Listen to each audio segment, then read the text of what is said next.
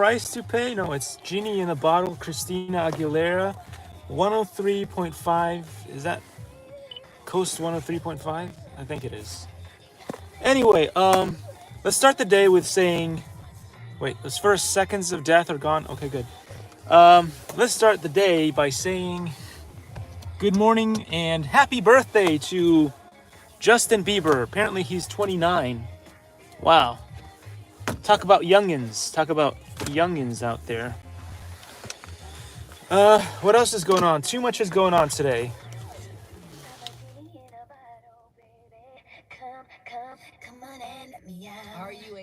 Did she just say, come on in, meow? I always thought she said, come on in, y'all, but I guess it says meow. That's good. That's a good plug for Meow Meow and Marvimation. No, just kidding. We have the latest reflections here from Irvine, California. Pretty cool. There's some kind of sandbox going on in the back there too, which is interesting.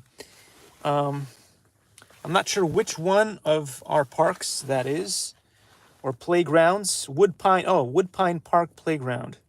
Apparently, the renovation has been completed. That's pretty cool. That's pretty cool. Lots of things are going on, as well as the 2023 Board of Directors election is set for April 5th. I don't know what they're up to, but as I said before, yesterday I was trying to get into one of our pools, and my badge was not working because the pool is closed. But that's never been a problem in the past. So they must have updated the rules and regulations of things. And I spoke to one of the really kind facility managers there, and she told me that they've updated the rules. So in the past, you could just go in there to enjoy the place, to like sit down at one of the benches and have yourself a good old sandwich, or just use the facilities if you needed to use the restroom or whatever. But now you can't. So well done.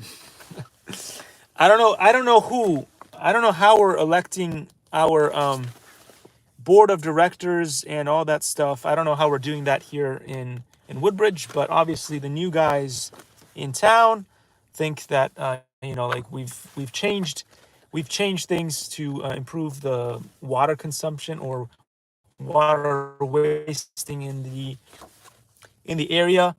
But again, every time we take something away from ourselves as customers, we're not getting anything back. Like the prices of our HOA keep going up, and we're taking our own liberties away. Like that was the whole point, right? You can reduce the amount of water waste that you're doing by changing the kinds of plants and stuff like that. And you would expect that if you then are spending less money on water, that some of that money would go back to the consumer, to the customer. But that didn't work. Now we're losing more of our privileges. For instance, like maybe you're just out there having a good time with your doggy or whatever it is that you're doing, and you need to pee. You can't use your facilities anymore. I mean, this is really ridiculous, guys. It is ridiculous. But again, as somebody who is completely out of the mix, I can't do anything about it. Apparently, nobody knows about it because otherwise more people, I would assume, would be complaining about it. I actually saw one of my neighbors yesterday, and he had no idea about it either. So apparently these new rules, just like rules in general in our politics, get thrown in. Most people don't know about it, so they can't complain about it. So there you go. Your liberty is gone. Anyway, this is a fun thing here. Look, Orange County offer exclusive with, take a look at the size of that cool donut. And yesterday I was trying to think eucalyptus leaves or mint leaves. And that's because I saw that today. It just came up. Anyway, happy birthday to Justin Bieber. One of my favorite famous people. Let's just put it that way. And then there's all sorts of other ones. Camilla Cabello. Let's see what's inside this value package of death. It's usually spam. But I've got a couple of minutes. There's Spectrum. We only have Spectrum and AT&T, and they're not very good because right now I think our internet is down at home. So even if I wanted to do this live stream from home, I can't because the internet is down. Wonderful. Nobody sent us an email about maintenance and stuff like that. But just again, they do stuff. They just never let you know about it. The new easy way to buy a premium wireless. Oh gosh, darn it. Apparently Mint Mobile. Isn't that what's that what's that guy's name? The funny guy from the movie with The Rock. I can't remember. Anyway, I guess this is his company, Mint Mobile. Mint Mobile. I think it's a thing. It's a thing. Okay, all kinds of stuff. They have this. All kinds of weird stuff. I don't know. Explore point. Non-toxic kitchenware. The free groceries. Who doesn't want that? Did you know Martha Stewart makes house calls? I'm gonna have you over, Martha Stewart. Anyway, did you know that? Anyway, funny stuff. Anyway, the other day I did a giveaway. Here in Woodbridge, and now they have this. So apparently they take all kinds of stuff, only accepting working or not. Televisions, computer monitors, computer laptops, cell phones, tablets, mixed wires, and cords. Other electronics accepted for a fee. So they'll only take those things, working or not, but anything else that you want to give them will come to you at a price. The price of your soul, most likely. Just like when I got a hold of that, what do you call that thing? Got a hold of that awesome... Why is memory so hard for me? Anyway, so one thing that I wanted to say is about this cool book here, The Secret Origin of Wing Chun. One of the coolest things that you guys will not know, because it's not said in this book, is that when it comes to your upper body and your wrists and shoulders and just your arms in general, this here, when you do the Siu Lim Tao, the main form, one of the main forms that you'll learn in Grandmaster Tom Wong's Yen Kai-san and Sum Nung's instruction, is amazing. It's probably the best out there right now when it comes to stretching out your wrists and doing micro movements with your wrists, shoulders, elbows. Basically, your upper body. There's not a whole lot in that form for your waist and upper torso torsion, so that's not it. But most when it comes to just from your shoulders down, from your shoulders down to your fingertips, this is probably the most comprehensive how to go for, and it goes through pretty much everything. So I thought I'd just do a little demo. This is not a demo to teach you how to kill people or hurt people. This is just a little exercise that you guys can do. Oh, I'm not sure if this is even going to work out because I can't use the camera on the usual spot. It's just too close to me. So I can't show you. No, this is not going to work either. It's not going to work either. I don't know how I'm going to do this. This is maybe too close too. We'll try this. That's probably still too close. And I've got a big jacket on because it's so cold again. It's gotten cold. It's rainy. It's horrible. This is so awkward. No, this is not going to work. It's not going to work. Was this better? Up here. We could try this. But then it doesn't aim downwards. That's the problem. You need to be able to see the wrists. It's fallen. In that pesky, conniving son of a gun style, things are not going well. But maybe you'll be able to see some. I'll do another one when I don't have this humongous jacket on me. But the point is, in the first part of the moves, it goes like this. You go from down upwards like this, and then you do this, and that already is a wrist twist motion. And then you open up like a flower. So you squeeze this part here together, and you push outward as much as you can, and you turn like a flower all the way down. And then the idea is you close fingers like this, and you bring it in. So already you've done a whole lot of motion with your shoulder, elbow, wrist, fingers, and then you're supposed to go behind here, but don't do a crazy duck or bingo wing thing. You got to push it all the way in behind you like this. And this is supposed to, I can't do it in the car, but it's supposed to get close to your side, your what they like to call the love handles ish.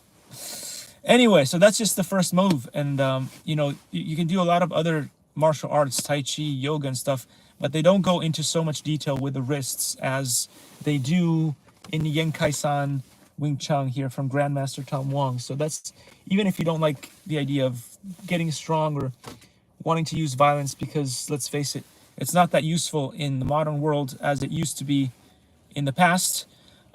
This is still, it's good to go to his classes in Monterey Park or wherever his other students, his certified students, will teach you, because you can get a lot of stuff done with your wrists. For instance, there's the second move. One of the second moves is you're going back from here, you're coming forward into a punch. Now you're preparing your punch. Remember, when you do your punches, again, this is not for hurting people, but this is a good advice for you guys in general. I don't know if you guys can see here, but you have tendons, and if you do the punch incorrectly, your tendon is here. So when you hit, the tendon gets squashed. You don't want that. You want to, and it's hard right now because it's not warm in the car. But if you do it properly, you push hard, you'll notice that my tendon has moved from the center off to the side, and that's what you want to do. I don't know if they ever teach these things in karate and taekwondo gyms anymore, or any other gyms, but they should. It's details that you need, and then the kids will just smack these plasticky or like boards, and they'll still hurt their tendons because they don't understand that you do need to move that tendon out of the way. But anyway, I digress. Anyway, so you're doing your punch, then you're coming out like this, and then you're doing a little dance with your shoulder and elbow, and you're doing this. So this is basically from the side, is just doing your wrist up and down, and then you're doing like this, and like this. So basically you are doing all the different rotations, and it's going up and down, and it's going left and right. You're basically stretching out your entire wrist there at that point. Remember to do both sides, because a lot of people are like, especially when they're starting to learn something, they'll do one arm and then the other one gets no stretching. So try to do both. We tend to favor our favorite hand, but some of us are both handed, so it really doesn't really matter to us. We tend to do everything both sides, but some people don't. I remember there were a couple of amazing soccer players, and they were only basically one-legged or one foot, and once the opponents figured that out, it made it very difficult for them to do anything, because they would just attack their one leg that they were good at.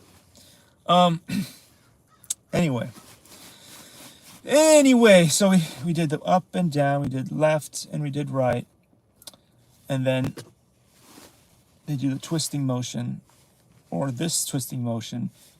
This is supposed to be a grab. This is supposed to be a get somebody else's arm out of the way kind of move. But anyway, it's hard to explain the whole thing. You need two people to show this. This is why I'm just showing you the exercises that it does for you. Again, you want to open up just like the flower, as far as your wrists can go. Some people are double jointed, so they can push their wrists further than the joint. Most people can only go as far like 90 degrees. Right now, I haven't practiced in a while, so mine doesn't even reach 90 degrees. It should. And that way too. So you have this turning, and you've got this turning of the wrist. Again, you got up and down, you got in, and you got out. In and out. Yeah, I get all my things mixed up. Doesn't really matter. The point is, you can see the image. The image. Don't listen to what I'm saying. Just look at what I'm doing. And this is all in the Xiu Lim Tao. All of these rotations are all in the Xiu Lim Tao. There's not a whole lot of martial arts that go into that much detail. You'll have bits from other kung fu styles that you may have noticed. You have the snake motion from some of the like snake kung fu. This is also in the Xiu Tao. Some people don't really notice it, but it is in there. The ability to rotate your wrist and go up, down, left, right, all the way, all the different rotations in and out. This works your elbow, this works your shoulder, this works your wrist. It works all those bits. You're not supposed to have any tension on your shoulder though when you do these exercises. Otherwise, you tend to like stiffen up, which is not good for your shoulder, but also it slows you down whenever you're trying to do anything like a fast motion, like going from this into a punch or going into a palm strike. So this is just some of the stuff. I'm not going to spoil all the stuff. Go guys to Grandmaster Tom Wong's class, and you'll learn a whole lot more about this stuff. He goes in depth with all this stuff in his classes. If you go enough times, you will learn all this stuff. But yeah, just generally speaking, it is the one martial arts that works the most in most detail with shoulder, elbows, and wrists that I've ever experienced. I think a lot of other martial arts get into some of the stuff, but not really as much as the rotations and all that stuff, because this, after all, is a martial arts that allows you to basically protect yourself at close distances, similarly to jiu-jitsu and stuff like that, and grappling. But if used for stretching purposes and health purposes, it works just as well. So that's why I went into it. I wasn't really that interested in the whole, getting to be the strongest man on earth and stuff like that. I was not really interested in that. I've always veered towards the Tai Chi, the Shatsu, and all those kinds of yoga aspects of the martial arts, not so much the wanting to destroy other people kind of thing. But anyway, that's a little intro. That's a little intro there. You guys should go get that book. Go to take some classes with Grandmaster Tom Wong. It's always a good thing. I'm glad this actually worked out. So now I know where to position the camera to do. Again, it's not perfect because I can't really be out there, and it's also still really cold. The weather is still really cold. Again, I will keep ranting about how horrible the weather is when it's horrible. And I will keep saying, oh, it's amazing when it's amazing. Yesterday it rained a lot. You wouldn't know. You wouldn't know because it's Southern California. Shall we get into some investment stuff here? Investment stuff. Excuse my humanity. This is unbelievable. And again, I haven't had any beans in a while.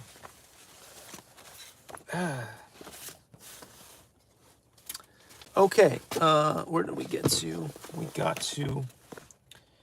Oh yeah, we just finished the page about Exhibit 3.1, Summary of Opinions on the Teaching of Mainstream Finance and Investment Management Theory. So now we can jump over to what's missing in the curricula for future investment professionals. So what is missing in the curriculum? Curricula, different forms of the Latin. What are they missing in what they're teaching in the teaching samples? We asked sources what, in the wake of the most recent financial crisis, they thought needed to be reinforced, introduced, or reintroduced in programs preparing students for jobs in investment management. In reporting their responses, we will distinguish where necessary between suggestions for MBA curricula and suggestions for curricula in finance-oriented PhD programs. Because they have PhD programs for this kind of industry, not like art, where you don't have PhD programs in which, even if you get an art degree, people laugh at you because it's not really a degree, it's a hobby.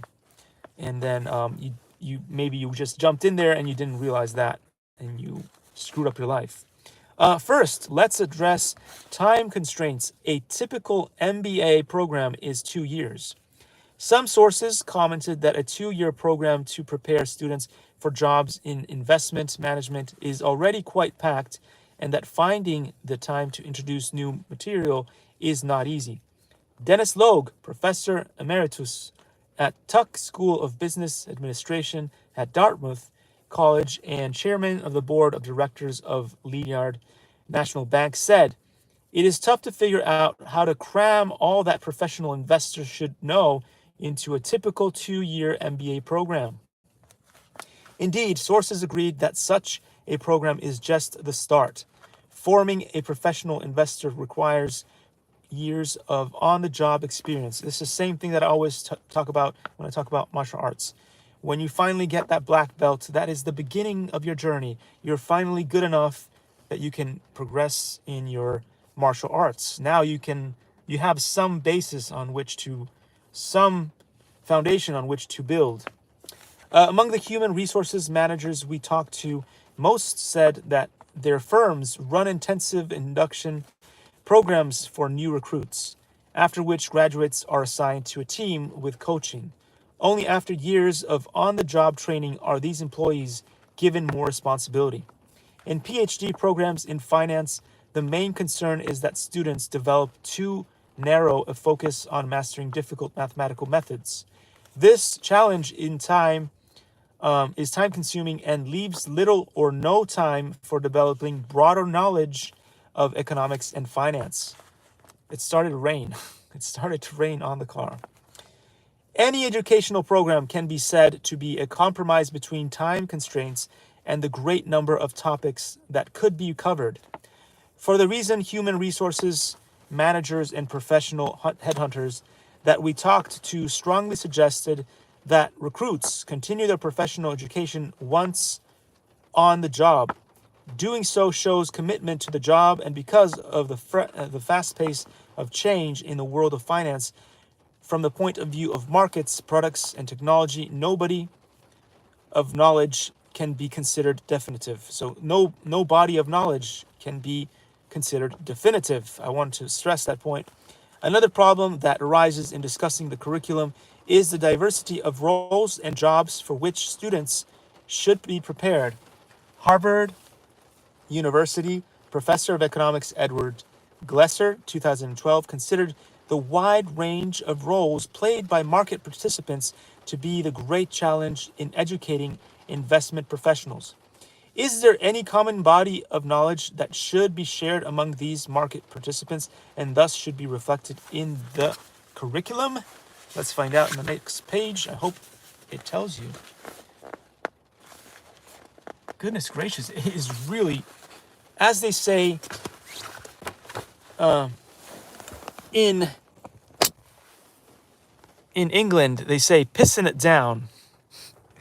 It is really pissing it down. Well, I mean, apples to oranges. Okay, this is not Scotland kind of.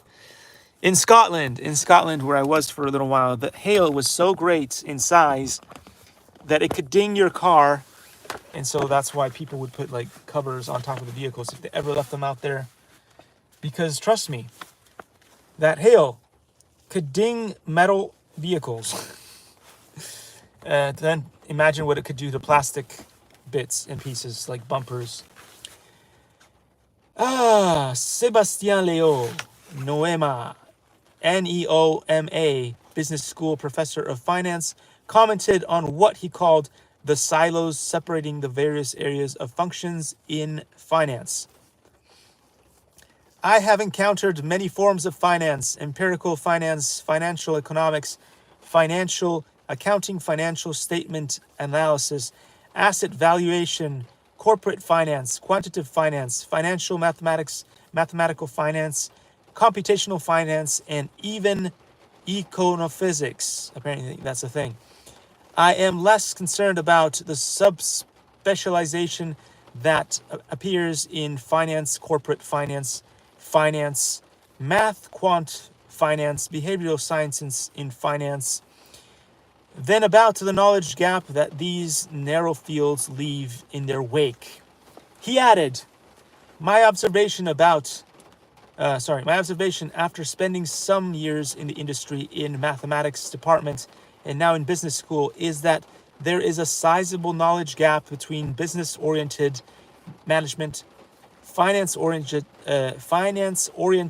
operations, and quantitatively oriented trading and risk management. This knowledge gap feeds a much wider cultural gap between the various areas and functions. Combined, these gaps can have disastrous consequences as evidenced by the various mishaps at UBS. In considering what knowledge needs to be shared across silos, for example, Charles Chang, Associate Professor and Director of Master of Finance Program at the Shanghai Advanced Institute of Finance, remarked that whatever one's specific field or strategy in investment management, everyone can learn from across training in various specialties. For example, hedge funds, he said, I think a full discussion of popular hedge fund strategies is important. This is not because they are necessarily profitable, but because these tools are now at investors' disposal all over the world. They need to know how to use them, what can be done, and what is risky to try. Cross-hedge risk, maturity risk, etc. are more important than ever, as is the role of yield curve slope in hedging and strategies, once again on fixed income side. A lot of people don't know this because they're not in the field, but it's also important to know how to use things such as Bloomberg terminals to gather information on the fly. Sometimes Googling it is not enough. And so Bloomberg terminals can be very useful to gather information because they have a lot of tools within that allow you to get to information more quickly than you can possibly with Google, or at least get more reliable information than you can by being directed to some stuff that may not be useful. I think it is particularly important to point out differences in processes, trading methodologies, and regulations in different economies. Again, this is not so that students can learn specifically how to invest in, say, Korea, but rather to so that they will know what to look for no matter what market they trade in. Didier Sornet, Chair of Entrepreneurial Risks at ETH Zurich, believes that whatever area the student wants to enter, each student can profit from learning a system approach. Non-stationarity and the economics of incentives, of asymmetrical information, and of various market failures. Sornet's ideas are part of the larger argument against neoclassical finance's emphasis on theories and models not based on empirical evidence. The argument is that finance theory needs to make a transition from what John Kay, 2012, British economist and visiting professor at the London School of Economics, described as a deductive approach, which draws conclusions from a group of axioms, and whose empirical relevance depends entirely on the universal validity of the axioms, to an empirical science. The theory of systems, in particular the theory of complex systems, might just prove to be a fruitful avenue for this endeavor. See the section on crises in Chapter 2 for discussion of complex systems. Specific topics to reinforce or add. So we're going to go into that in a second, but it talks about, in a different bit, the list of a course is not exhaustive and might include, for example, real estate, insurance, and government and infrastructure finance. So it wants you to be in the know about how other things other than just the market itself can compromise the market and cause basic math model, not basic, but complex math models that were created in the past to fail because of ways in which companies can just fail out of the blue, and you had no idea about it. Like, you don't want to be investing in the stock markets and it be like a horse race where You even if you know everything about the horses in the race, there's still other things that could go wrong, such as a horse might all of a sudden suffer a stroke, or a horse might all of a sudden trip over something, or one of his boots comes off, or it breaks a hoof. Whatever the issue is, you want to be able to know more more variables and more factors. The more knowledge you have of the situation, the more likely you are to be able to make a decent decision without going into insider information, Anyway, specific topics to reinforce or add. We asked sources what subjects they believed should be reinforced in or added to the curriculum. The subjects most mentioned are, in order of the number of times they were cited, as follows. So we have macroeconomics, a historical perspective on macroeconomics, the history of financial markets and economic history. I'm going to reread that again. That was terrible. The history of financial markets and economic history. Behavioral finance, statistics beyond the use of normal distribution, risk management, and the last one is ethics. The need for more macroeconomics. Let's take a look at this real quick. When asked what say looked for, what the heck did I? Okay, that's dyslexia just going out. Ugh.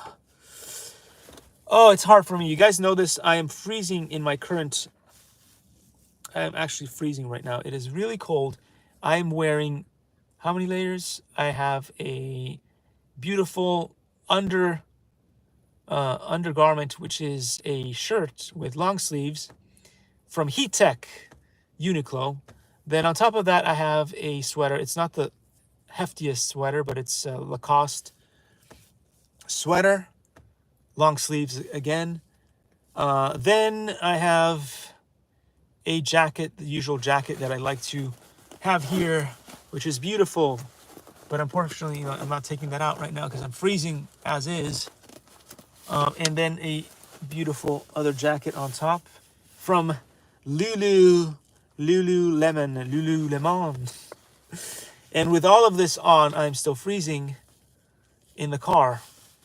And on top of that, a bird just took a crap. I can't make this stuff up. I can't. But you guys are gonna want to watch and see this. A bird enjoyed my live stream so much that it showed up and it left a incredibly disgusting poop on the side of the car there. Maybe it's just on top of the car, just relaxed, and then it thought, oh, I want to show my appreciation to the Market Reviews YouTube channel because his live stream are so amazing that I just had to drop a poop there. Anyway, I dropped a poop on the car.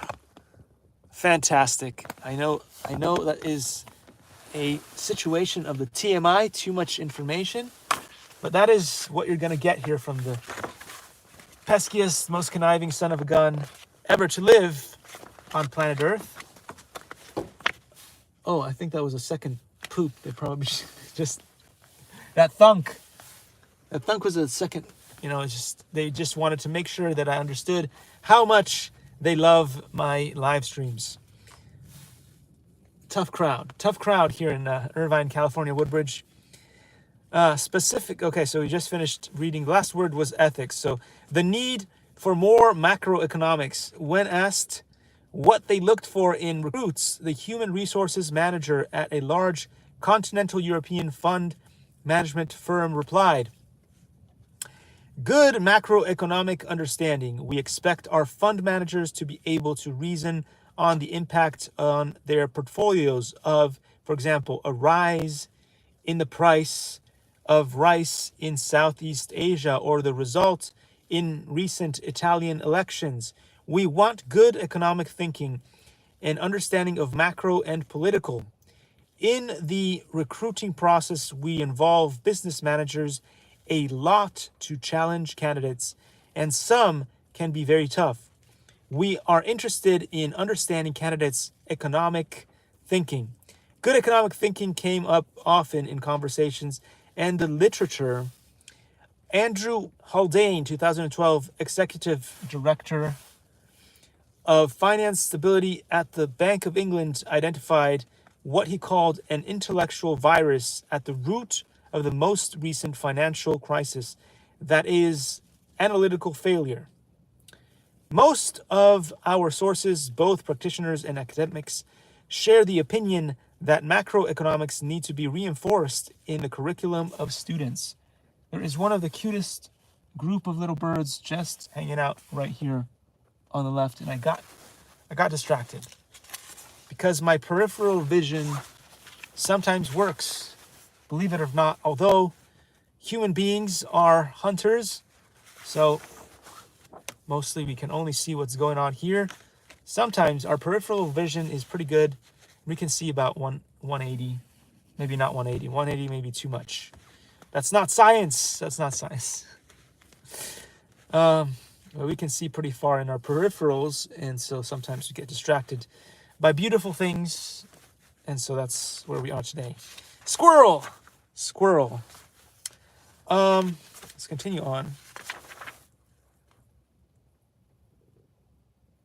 In the curriculum of students of investment management, recent interest in macroeconomics and its history is likely a reaction of the recent financial crisis and how it surprised, so many in the finance. OMG. So Professor Chang remarked, I believe the macro effects are most important and enjoy the weakest coverage of almost any area. Edward Chen, CIO and head of research of multi-asset portfolios at quantitative fund manager Pan Agora, agreed.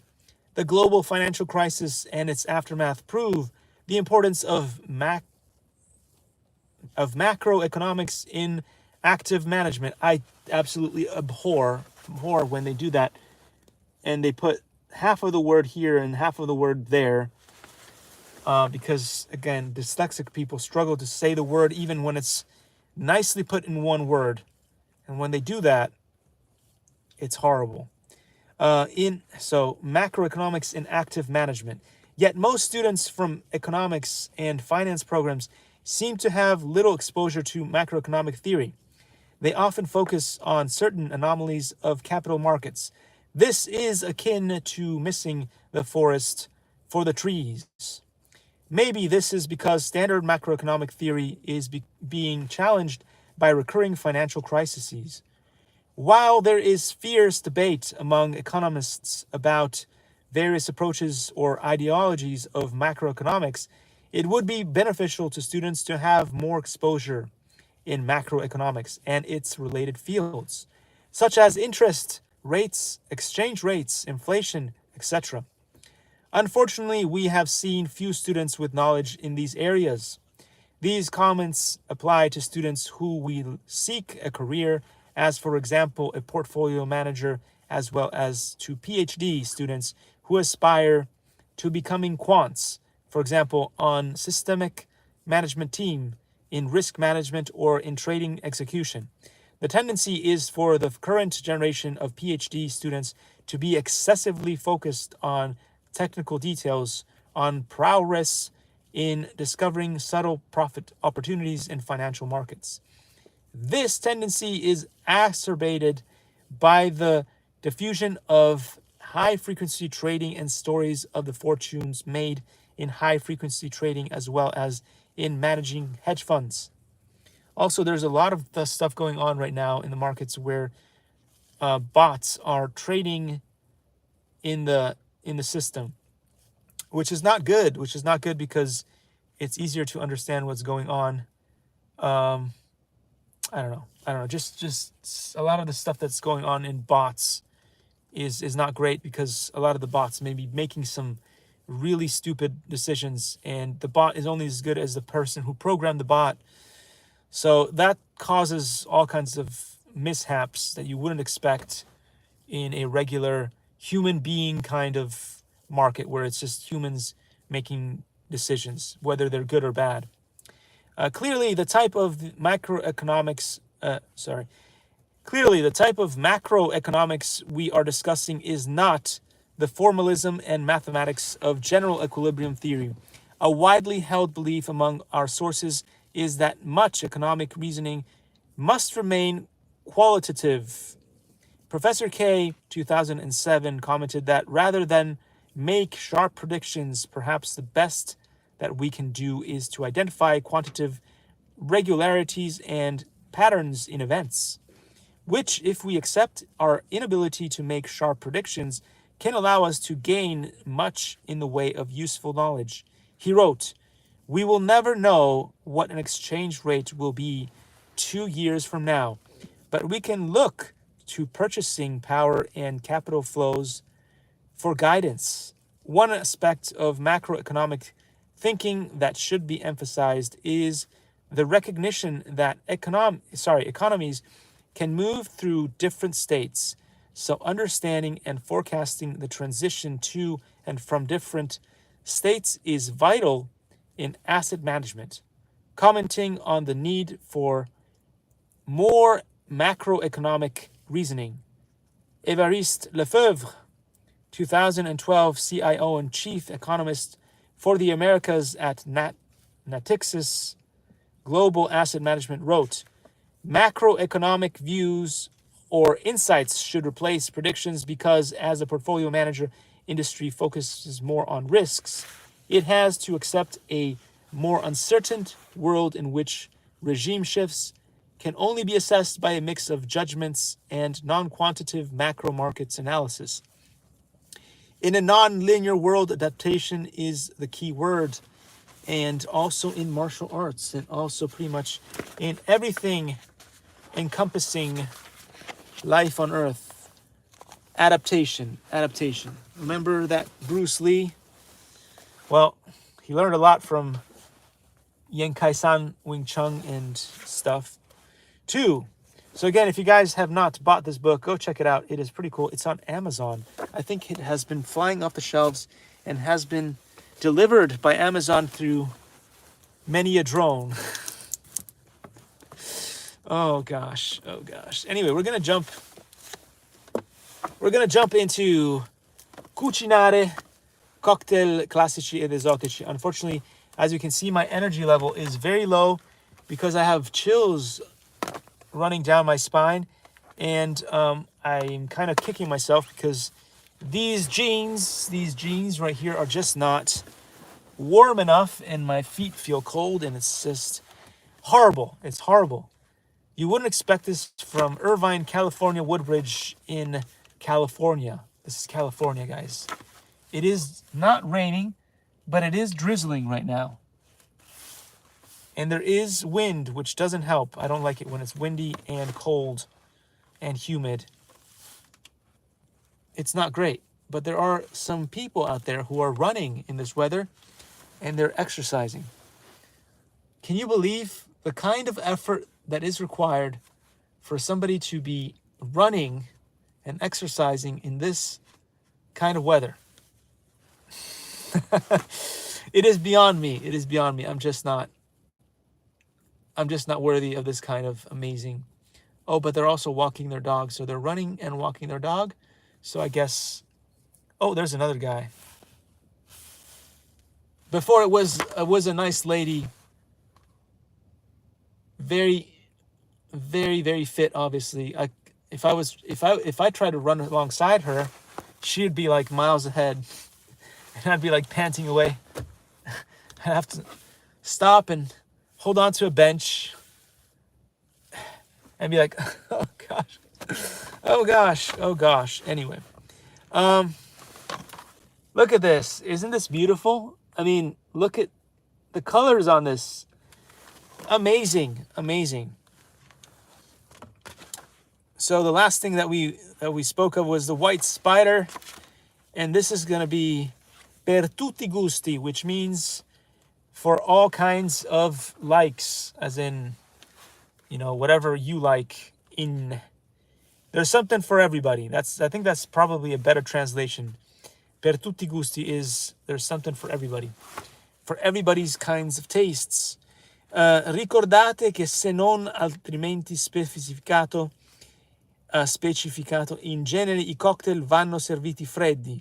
Sarà sufficiente raffreddare i bicchieri con qualche cubetto di ghiaccio prima di utilizzarli per offrire le bevande. So what it's trying to talk about here is, in most cases, drinks should be served cold. So in some cases, dumping some ice will be enough, but in some other cases, it's better to keep the cup, whatever, refrigerated. In some places, they will keep cups or glasses refrigerated, and they will pre-salt or pre-sugar the sides of the cups to make it faster. Especially, I think, in catering businesses where you have huge parties and you don't have time to do it on the fly. There's a thing called Acapulco di Luciano Trevisan. Anyway, it's a drink.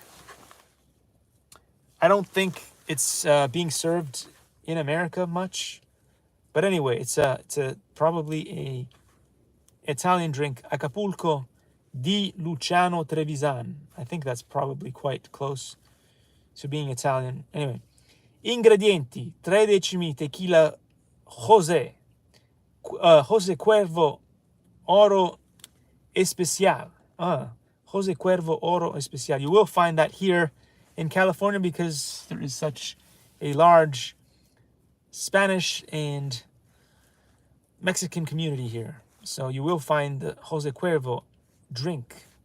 3 decimi succo d'ananas, 3 decimi succo di banana, 1 decimo coconut mixibar. Miscelare nello shaker con ghiaccio cristallino e servire in un bicchiere tumbler alto. Guarnire con una fettina di ananas verticale con ciuffo verde e 2 ciliegine rosse. It sounds like it's going to be a pretty good drink, this Acapulco. We also have Agador in Vinicio Privilegio. Again, so Europe is so mixed. Anyway, it's been mixed for so long that there's so much going on. You'll find all kinds of words being mixed from all different cultures, from Spain, from France, from Italy, from all those like German. Not as much German because of that infamous Hitler. The other countries around Germany have not wanted to adopt that much from the German into the Latin and Greek and all that stuff because of that. But the German language is rather rough if you compare it, like differences between different sort of Neo-Latin languages. The German is one of the roughest. And if you look at the Asian languages, one of the roughest would be Japanese, although I like Japanese a lot.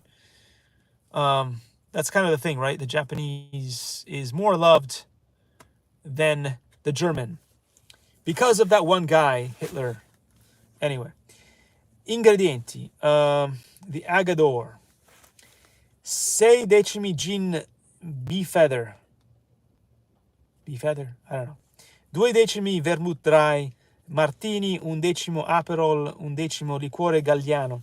Si prepara nel mixing glass con cubetti di ghiaccio cristallino e si serve nella coppetta da cocktail ben fredda. Guarnire con ciliegina rossa. Love it. We have another one down here which is After 5 di Luciano Mammarella.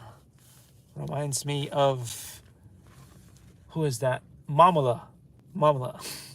Anyway, After 5 di Luciano Mammarella. So we've got ingredienti: 6 decimi gin Gordons, 2 decimi Aperol, 1 decimo vermouth dry, Martini, 1 decimo fruit, vodka Pompelmo, Boero, uno spruzzo di scorza d'arancia. Miscelare gli ingredienti nel mixing glass e servire nella coppetta da cocktail. Decorare con una ciliegina verde o rossa. There's so much going on. But we're going to read this page because it reminds me of the actress Jessica Alba. Jessica Alba. And hopefully some of you guys still remember the series, the TV series Flipper. It was one of my favorite series. I used to watch that all the time growing up. And it had Jessica Alba. Those were good times. Those were good times. Anyway, Jessica Alba. Because we're going to read about the Alba Alpina, the Alba Rosa. So, of the Alps, or basically of the mountains, and Rosa would be rose. Anyway. Alba di Christian Cambrini. Un terzo Contrio, un terzo caffè espresso illy, un terzo batida de coco, panna montata. So the last one is panna montata, which is whipped cream, which funny is it's called, in Italian, it's called mounted cream. Anyway, so in Italian we call it mounted cream because it's from the mountains. No, we won't go into why we call it that. But anyway, it is whipped cream. I don't know which is better. But anyway, si prepara versando I primi 3 ingredienti direttamente in un bicchiere old fashioned con 2-3 cubetti di ghiaccio, ricoprendo infine con la panna montata. Guarnire le superfici del cocktail con alcuni chicchi di caffè. Anyway, the famous espresso illy. I think, I can't remember, but I think that I probably went to somebody's wedding at some point, which had the last name Illy. I don't know. It was one of the coffee brands. Anyway, what are you gonna do? It's old times. Anyway, we're gonna do Alba Alpina, which is di Enzo Grippa. Enzo is short for Vincenzo, if you guys didn't know. Vincenzo Ferrari. Anyway, there was a Dino Ferrari. My favorite Ferrari has always been the Dino Ferrari. It has a very interesting rounded shape, and it's not something that you can see in the modern era anymore. But anyway, the Dino Ferrari was pretty cool indeed. Anyway, let's jump back into Alba Pina di Enzo Grippa. Ingredienti: 5 decimi grappa, 3 decimi menta bianca, 2 decimi succo di limone, alcuni chiodi di garofano. The reason why I got confused is because for a while I worked with a company called Garofalo. Mostra Alfonso di Garofalo. There was a guy in there. Anyway, forget about it. Anyway, si prepara nello shaker e si serve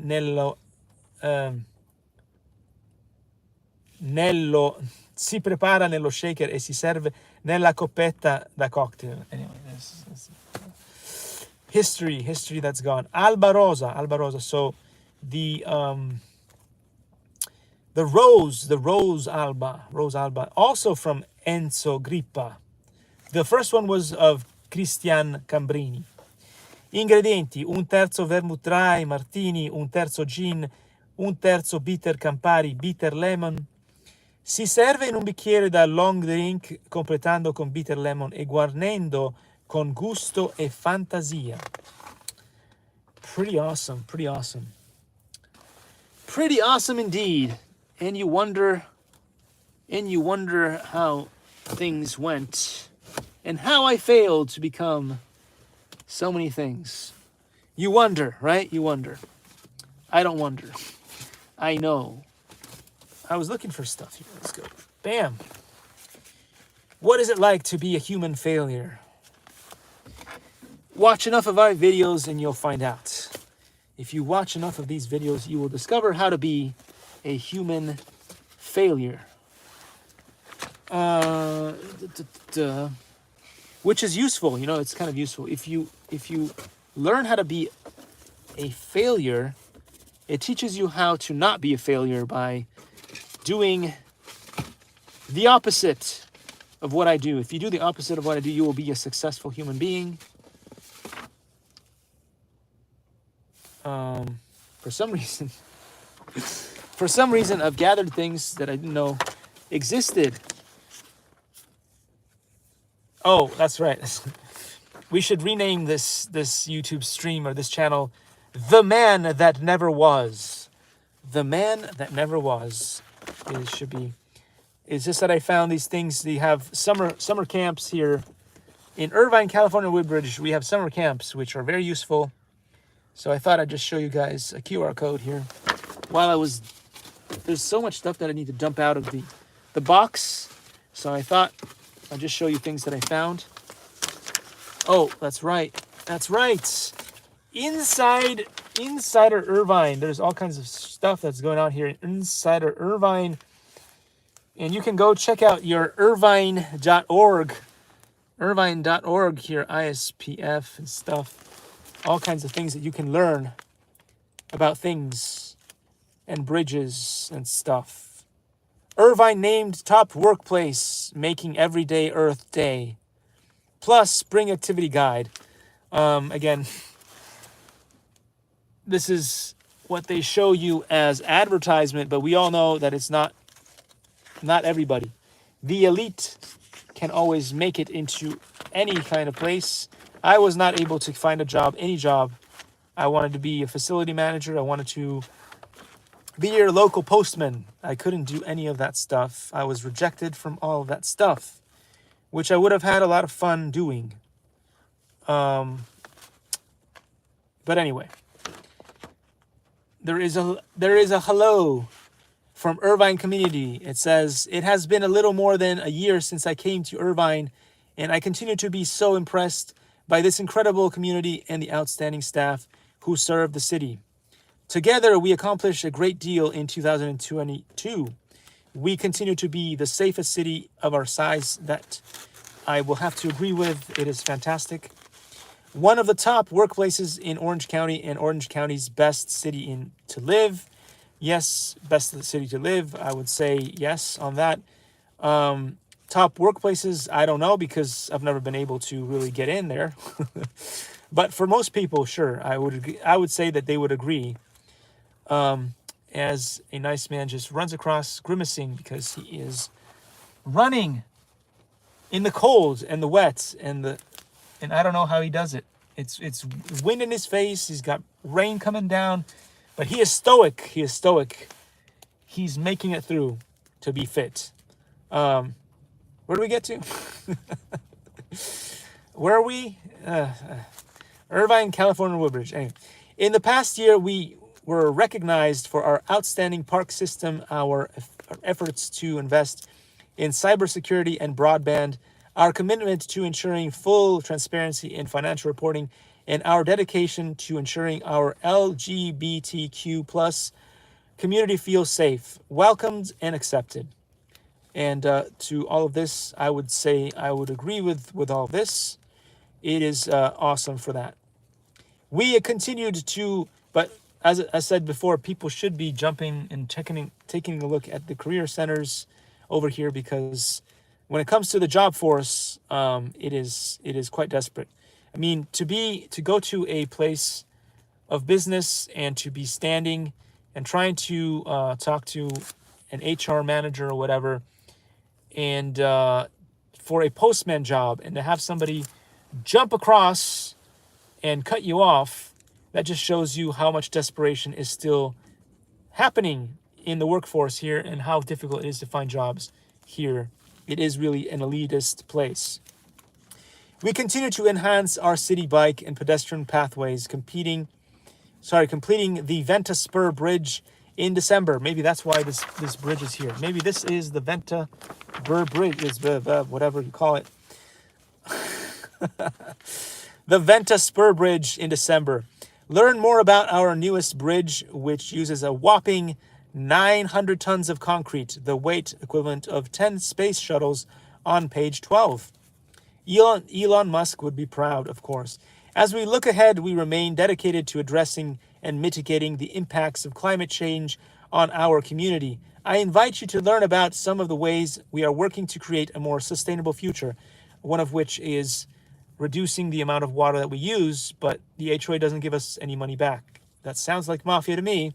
From our climate action and adaptation plan to programs that encourage making the switch to electric and go going solar on page 8. Okay. Our commitment to sustainability is evident in the Great Park Framework Plan, which incorporates various environmental initiatives and efforts into the park's development. I love that park, so I'm not going to say anything nasty about that because I love that park.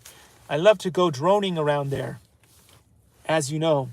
Learn about the electric vehicle chargers coming to Great Park and how we will be working with Irvine Ranch Water District to use recycled water in new lake coming to park on page 6. Last year we remarked for us here in Irvine, and we have more good things to come in 2023.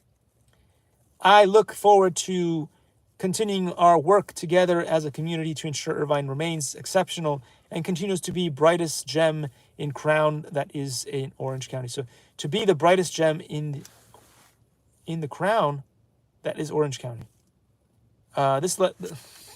This really doesn't make any sense the way it's written, but anyway, to be the brightest gem and crown jewel of Orange County, I think is what they meant to say. This is horrible. Come on, guys. Hire me to do some second set of eyes before you publish something. Be the brightest gem in the crown that is Orange County. You meant to say the brightest gem in basically the crown jewel of Orange County. That's what you meant to say. Anyway. Gosh darn it. And that's why they hired me a long time ago to be the Where's Waldo Examiner on Examiner.com. Apparently Examiner.com has resurfaced. It has been reborn. I found the website again. I've been looking for that for a long time, and it had completely died off, but it seems to have been resurrected. They do not have a Where's Waldo Examiner now, and they may never have one again. We don't know. Anyway, the man that never was will tell you about the cool things that are going on right now on the channel. The best part of all, of course, is what you see right here. This channel actually exists right now. Right there you see Stevie Wonderbots. Oh, I'm going to get in trouble for saying that. Steve is here. He's back and better than ever with the Dudes Digest. The Dudes Digest is up and running. There are 2 videos up there already. I thought it would never happen. I thought I was the biggest hater. No, just kidding. I thought it would never come to fruition. No, I thought that he would probably create it maybe next year or the year after, but he has it up today. Let's help Steve. Let's help Steve get to 50 subscribers so that then Steve and I can do live streams together. He can be in his bat cave in his special workplace where he creates all the most amazing technology with Arduinos and Adafruit and Raspberry Pis and all that cool stuff. Robots of all kinds. He's got robot cars. He's got spiders. He's got spider bots. Spider-Man and spider bots. Anyway, all the cool stuff that Steve has envisioned for the Dudes Digest. It's going to be an awesome channel. So go check him out. It is up. It is running. Let's help him get to 50 subscribers. It would be awesome. It would be awesome if we got him to 50 subscribers so that we could do...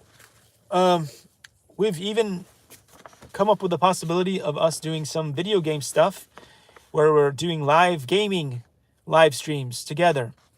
Him from wherever he's at in his bat cave, and me from the most conniving place and most hated kitchen, most clumsy put together kitchen, most dirtiest kitchen in Irvine, California, Woodbridge. Anyway, so if you guys didn't know about that, you know about it now. That's about it. That's all I wanted to say, really. The Dudes Digest. The Dudes Digest is a reality, finally. And also wanted to give props to Steve because he's the only... I think I've given out more than 5 3D printers out there, but Steve is the only guy to whom I've given a 3D printer over the course of maybe five more years since I started my journey into 3D printing, who has actually 3D printed anything with any of my 3D printers. So anyway, guys, this is awesome. The dude's digest is out. It's his channel. It's super cool. Let's help him get to 50 subs as soon as possible. Anyway, cool stuff. I am so cold and tired, but just for you guys, I will read a couple of words from 10 stages of diagnostics and therapeutics in traditional Chinese medicine. I will read a couple of pages from this, and then I will have to leave because I have been freezing, for about 65 minutes, and my tolerance for freezing, I think, is about done. It's about done. I can freeze no more. Anyway, so purplish, we got to page 35, where it talks about purplish tongue. Purplish and enlarged tongue indicates alcoholic poison rushing to heart. Purplish and dull tongue indicates accumulation of blood stasis. Purplish tongue with dry yellow coating, long-term heat in Zangfu organs, especially in spleen and stomach. Blue tongue with coating indicates that the damage to the Zangfu organs is not too serious, so it can still be cured. So the blue tongue with coating indicates that the damage to the Zangfu organs is not too severe or serious, so it can still be cured. The blue tongue without coating indicates very serious condition due to extreme deficiency of both qi and blood. Full, slippery, greasy coating with blue tongue center indicates pathogenic factors of yin changing into heat. Shape and movement of tongue. Thin tongue causes by heart deficiency, blood deficiency, or consumption of muscles. Muscles are losing strength by internal heat. Swollen tongue usually are caused by dampness, phlegm, or damp heat. Bulgy tongue indicates deficiency syndrome. Hard and restrained tongue indicates excess syndrome. Prickly tongue indicates deep accumulation of heat. Shrunk tongue indicates the disease is in the phase of Juyin.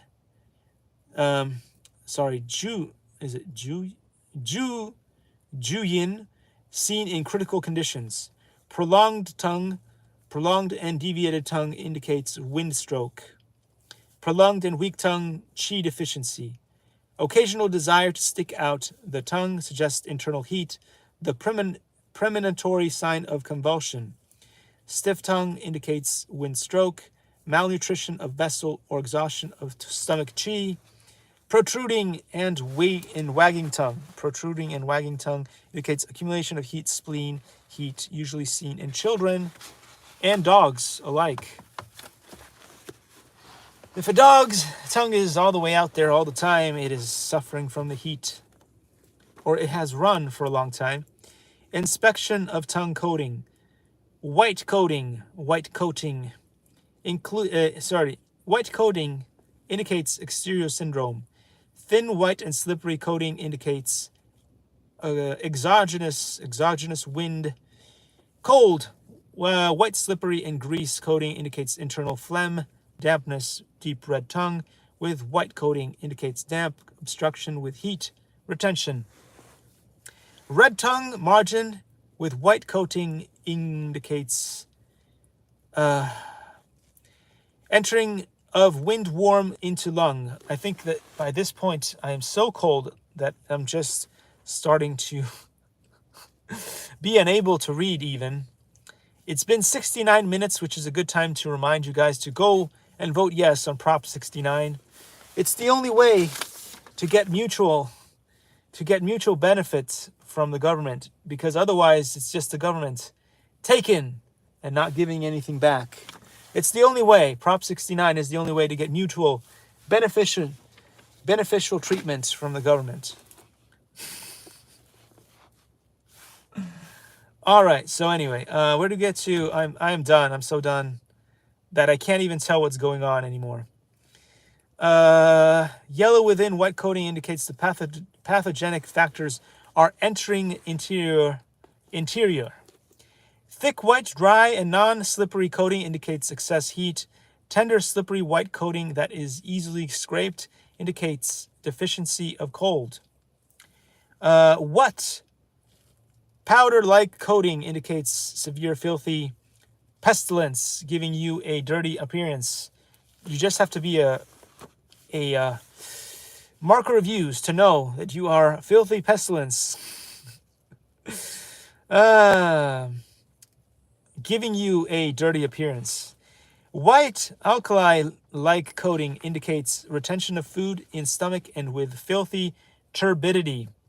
Yellow coating indicates interior syndrome. Yellowish and slight dry coating indicates the entering of pathogenic factors into the interior. Deep yellow and grease coating indicates damp heat obstruction in middle energizer. Yellow and dry coating indicates the exogenous pathogenic factors retain while internal fire have been flaming. Thick and yellow coating excess heat syndrome of Yang Ming that can be purged. Dry and yellow coating with black, prickled or crackled tongue, cracked tongue, deep accumulation of heat with exhaustion of qi and yin. Turmeric-like color and cold, moist coating indicates yang decline and spleen exhaustion, hard to be cared. OMG, OMG. So another few fun announcements before I leave you guys and give you a chance to go back to your wonderful days and many days to come. I was gonna say something. Oh yeah, the most amazing race of them all, the race between Tom Lee RC and Kevin Talbot was a success. It was awesome.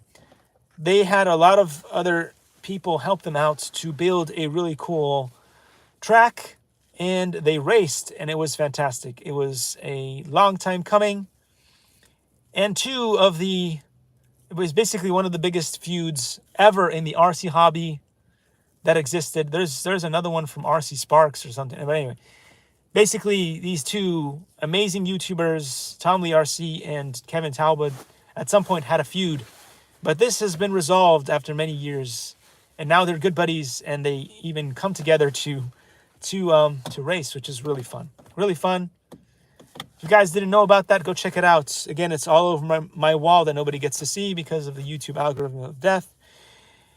But that's all. That's all, folks. Abadi, abadi, abadi. That's all, folks.